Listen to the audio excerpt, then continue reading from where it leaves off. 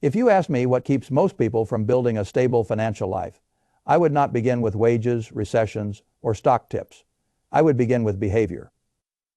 Over a long life, I have met people who were not especially educated, not especially connected, and not especially sophisticated, yet they still built security. They learned to live a little below their means. They kept their expectations under control. They invested patiently. They did not need the world to constantly confirm that they were doing well. And I have met people who were very bright, very polished, and very informed, but stayed stuck because they were governed by comparison, impulse, fragility, and the urge to buy a lifestyle before they had earned the freedom that should come first. That is why I have never believed that money is mainly an intelligence test. Most of the time, it is a behavior test. That statement makes people uncomfortable because behavior sounds ordinary. It sounds unromantic. It does not flatter the ego. People would much rather hear that the problem is lack of access, lack of the perfect strategy, lack of the magic investment, lack of some trick that only the initiated know. There are certainly situations where income is too low and circumstances are cruel. Life is not fair. Some people are dealt harder hands. I have never had any interest in denying that. Medical bills arrive. Jobs disappear. Marriages break. Children struggle. Recessions do not ask your permission. Real suffering exists. But I have also seen another truth, and it matters a great deal. Many people who feel chronically behind are not just battling low income. They are battling expectations that have run out of control. That is a very expensive battle. A person thinks he should already own more. He should already look more successful. He should already live in a nicer neighborhood, wear better clothes, drive a more impressive car, take better vacations, and keep up with people whose full reality he does not even understand. That pressure gets inside his spending. He starts using money not as a tool for stability, but as a tool for identity. Then he wonders why he never feels settled. The answer is simple enough. He is trying to solve an emotional problem with a financial instrument. Money can solve many practical problems. It cannot permanently satisfy comparison. Comparison is one of the costliest habits I know. It has no finish line. The more you indulge it, the farther away peace seems to move. You can earn more and still feel behind. You can upgrade your life and still feel inadequate. You can get everything you thought you wanted and still feel small because someone else somewhere is running a louder race. That is a recipe for permanent dissatisfaction. When I was younger, comparison existed, but it was local. A person measured himself against the family down the street, a cousin, a coworker, maybe a handful of people in town. Today, the comparison group is the whole world, filtered through machines designed to show you the most polished, exaggerated theatrical slices of everyone else's life. That changes what feels normal. A decent apartment starts to feel embarrassing. A safe used car starts to feel second-rate. A modest vacation starts to feel like failure. A sensible budget starts to feel like deprivation. Prudence starts to feel like falling behind. That is dangerous because once prudence becomes embarrassing in your own mind, you will start paying real money to escape that embarrassment. And that is how ordinary people get trapped. They are not always spending for comfort. They are often spending to close a psychological gap. That gap is the difference between expectations and reality. I have come to believe that a great deal of happiness lives in that space. The wider the gap, the more miserable a person tends to become. The narrower the gap, the more peace he tends to feel. The world teaches people to close that gap by upgrading reality. Buy more, show more, signal more, reach higher, stretch further, finance the difference. That works for a moment. Then expectations move again. A wiser approach is often to manage the expectation side of the equation. That does not mean abandoning ambition. I like ambition. I like building. I like progress. I like the discipline of trying to improve your life and your family's life over a long period of time. But ambition without boundaries becomes appetite, and appetite is expensive. You can want more and still be grateful for what you already have. You can improve your life without making every visible upgrade a condition of your self-respect. You can build wealth without asking money to prove that you matter. That is a healthier way to live. One of the deepest financial misunderstandings is that people think wealth means visible consumption. I do not see it that way. To me, wealth is independence. Wealth is not the size of the house by itself. It is whether the house owns you. Wealth is not the monthly income by itself. It is whether your income can disappear for a while without your life immediately collapsing. Wealth is not the car, the title, or the applause. It is whether you can wake up and know that one bad month will not destroy your dignity. That is why I have always thought savings are misunderstood. Most people think of savings as delayed spending. They picture money waiting in a corner until one day it turns into a purchase, a vacation, a bigger life. That is not how I have ever thought about it. I think of savings as purchased independence. Every dollar saved is a tiny piece of future control. Every dollar saved is a little reduction in helplessness. Every dollar saved is more room to think, more room to breathe, more room to endure. That matters because life is fragile. Careers are fragile. Health is fragile. Health is fragile. Marriages are fragile. Even very capable people eventually run into periods when income falls, expenses spike, or plans break apart. Anyone who lives long enough will experience disruption. The question is not whether disruption is coming. The question is whether you have built any margin before it arrives. That is why I do not treat savings as a luxury or a nice extra to consider after the fun spending is done. I treat it as an essential expense, just like food, housing, or electricity. If you view saving as optional, it is very easy to avoid. If you view it as mandatory, your whole relationship with money starts to change. The problem for many people is that they are trying to save with leftover money after a lifestyle has already consumed everything. That rarely works. Life expands to fill whatever room you give it. If savings waits at the back of the line, it often never gets fed. So move it to the front of the line. Pay yourself as if the future version of you is a real person. Because he is. Pay yourself as if bad luck is not theoretical. Because it is not. Pay yourself as if one day income will falter. Because one day it probably will. That does not require dramatic sums on the first day. It requires habit, it requires identity, it requires the willingness to act even when the amount seems small. People often dismiss small savings because they are imagining a giant future need. They say, what difference does $20 make? What difference does 50 make? What difference does 10% make if I am not yet rich? The difference is enormous. It is the difference between practicing control and practicing surrender. It is the difference between building a system and waiting for motivation. It is the difference between someone who is slowly purchasing independence and someone who keeps selling it away. That is how you should think about debt as well. Debt is not merely money owed. It is future labor already promised away. It is tomorrow's choices being narrowed so that today's impulse can feel better for an hour, a weekend, or a season. People focus on the object debt bought them. They focus on the couch, the clothes, the vacation, the larger car, the upgraded kitchen, the visible proof that life appears to be moving upward. They do not think enough about what those payments own in return. A payment owns part of your next paycheck. Then it owns part of the one after that. Then it owns part of your emotional peace. Then it starts owning what risks you can take, what opportunities you can pursue, and how much humiliation a bad season will bring. That is why I have never admired consumption for its own sake.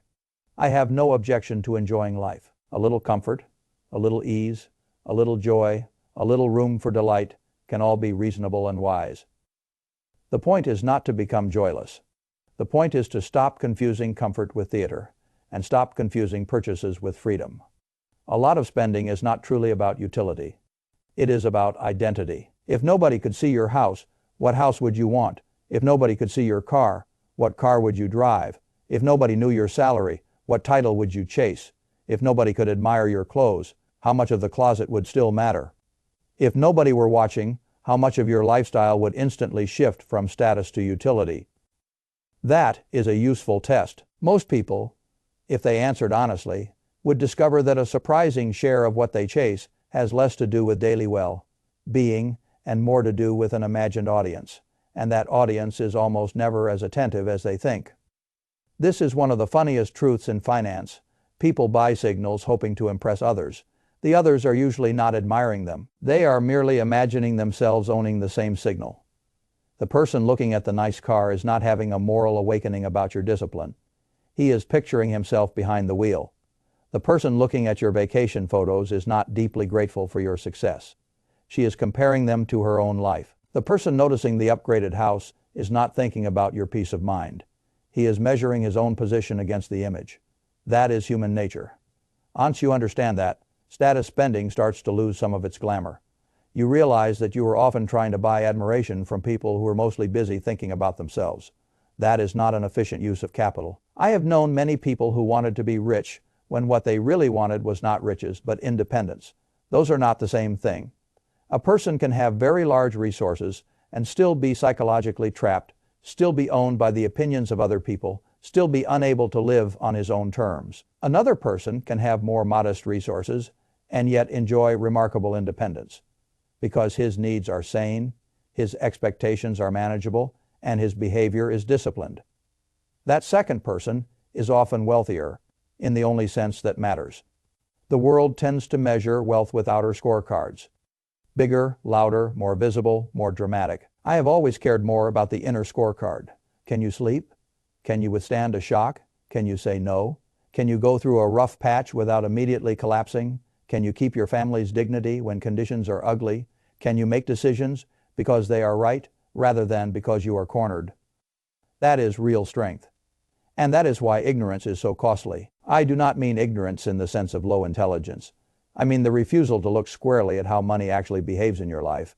A surprising number of people are not financially stuck because they are stupid. They are stuck because they live in a fog. They do not know what is coming in, what is going out, what is fixed, what is discretionary, what habits are leaking money, and what expectations are pressuring them into decisions they would not otherwise make. Ignorance is expensive because it lets drift take over. The little subscriptions, the convenience spending, the emotional shopping, the dining out that is really about exhaustion, the vacations that are really about status, the apartment that is really about image, the debt that is really about proving something, the upgrades that are really about not wanting to feel left behind.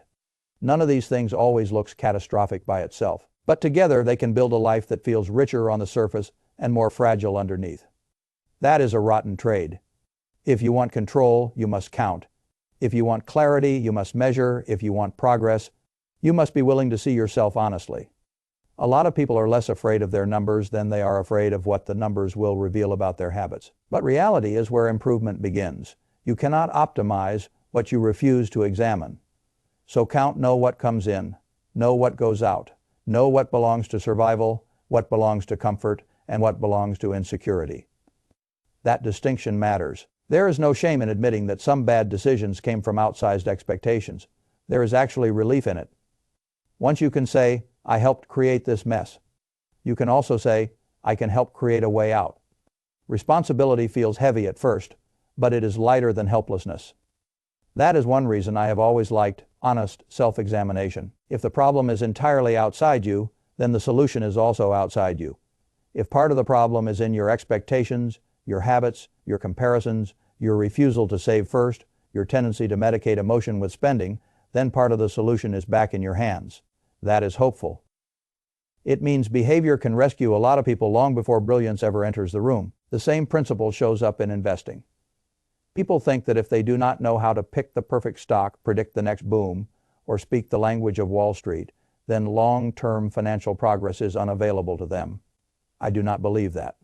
For most people, the challenge is not finding extraordinary returns. The challenge is allowing ordinary, sensible returns to compound without constant interruption from fear, envy, impatience, and complexity.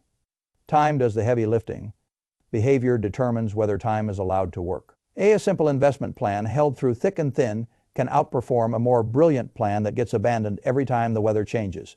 That is why temperament matters so much. If you cannot tolerate boredom, if you cannot tolerate uncertainty, if you cannot tolerate seeing others appear to get rich faster, then even a sound strategy may not survive your own emotions. That is another reason I care so much about expectations. Expectations do not just shape spending, they shape investing too. If you expect every year to feel good, investing will disappoint you. If you expect every decision to produce visible progress right away, investing will frustrate you. If you expect a portfolio to confirm your intelligence every quarter, investing will provoke you into stupidity. A better expectation is simpler and stronger. Markets fluctuate, life interrupts, returns come unevenly. The point is not to feel brilliant at all times.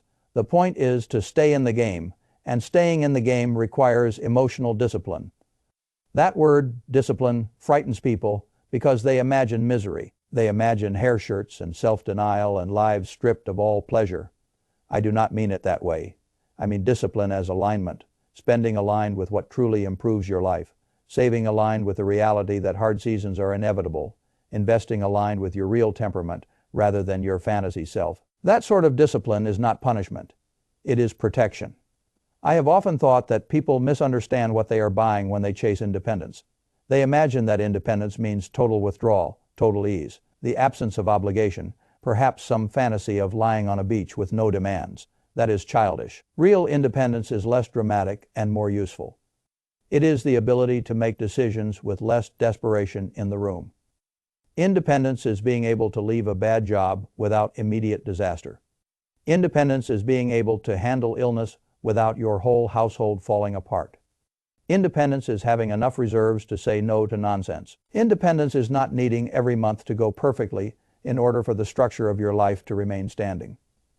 Independence is waking up and knowing that your choices belong more to you than to your creditors, your boss, or your social circle. That is what money should be doing for you. Not proving your worth, not winning the attention game, not producing a prettier illusion than the next man.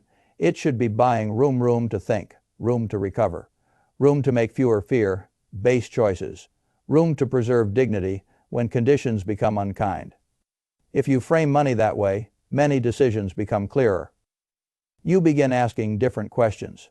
Not, can I technically afford this payment? But, what does this payment do to my future flexibility? Not, will people be impressed if I buy this? But does this improve daily life enough to justify the control I am giving up? Not how can I look as if I am doing well, but what actually makes my family sturdier? Not how do I match the image of success, but how do I build a life that can survive when the image no longer matters? Those are better questions. I also think gratitude is underrated in finance. People hear that and think sentiment. I hear economics. Gratitude reduces the need to constantly escalate. It allows a person to enjoy what he already has instead of instantly converting every gain into a new baseline. It lets ordinary comforts remain valuable. It protects you from the syndrome of getting more while feeling less. A person who can appreciate what he already has gets more real benefit from every dollar. Let's put us in who can't appreciate anything for long will spend endlessly and still feel starved.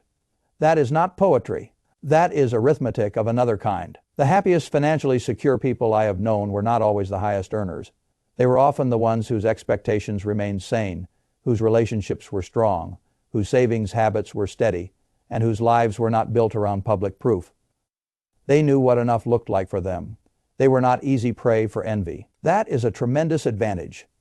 Envy is one of the great destroyers of peace because it makes other people's visible outcomes feel like commentary on your own value.